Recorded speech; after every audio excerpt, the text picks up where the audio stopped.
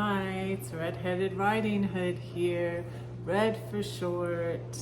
I'm gonna go live tonight at 5:30 Mountain Time, 4:30 Pacific Time, 6:30 Central Time, and 7:30 Eastern Time. I'm gonna read you William Barclay's Daily Celebration. July 31st. Second. In the New Testament, we have a supremely wonderful example of someone who was content to remain in the background, and that at no small cost to herself. Of all Paul's helpers, there was none so near and so close to him as Timothy. I have no one like him, said Paul, Philippians 2:20. More than once, Paul calls Timothy his beloved and faithful child. 1 Corinthians 4:17, 1 Timothy 1:2, 2 Timothy 1:2. To Paul, Timothy was like a son. It was at the beginning of the second missionary journey that Paul, as it were, took Timothy on to his staff. Timothy's mother's name was Eunice, 2 Timothy 1:5. It is in Acts 16, 1-4 that we read the first connecting of Timothy with Paul. Now from that passage there is every reason to believe that Eunice was a widow. There are Latin manuscripts which in the first verse call the mother of Timothy Vidua, V-I-D-U-A. And there are certain Greek manuscripts which call her Chera, and both words mean widow.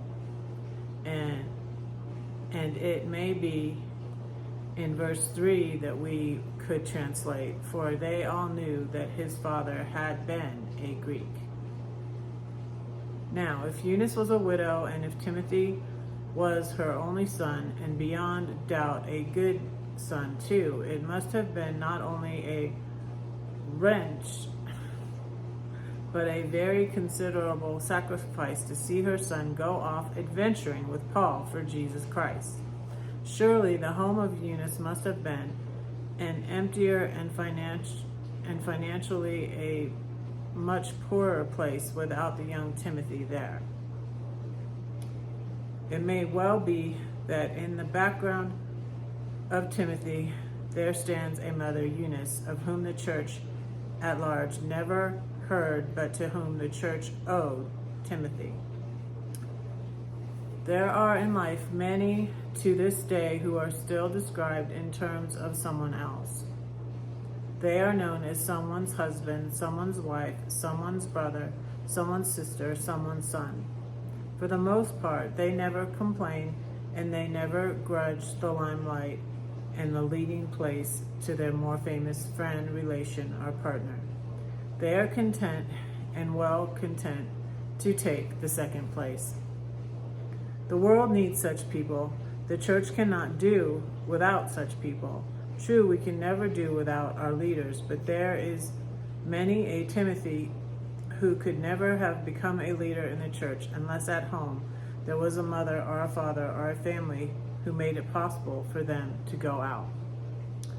When we give thanks for those who were first, let us never forget to be equally thankful for the great and noble army of those who are content to take the second place.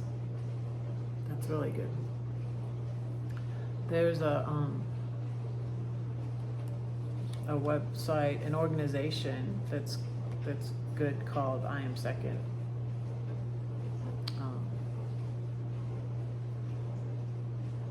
And it's about like having that humility to be,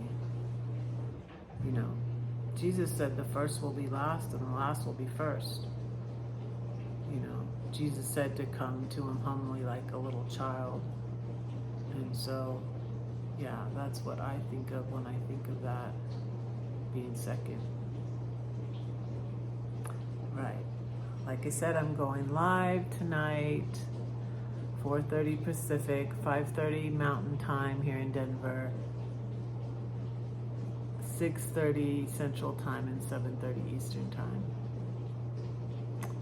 All right. Don't say that no one cares for you, because I do and God does too. Don't forget to pray for Red, because Red is praying for you. Bye.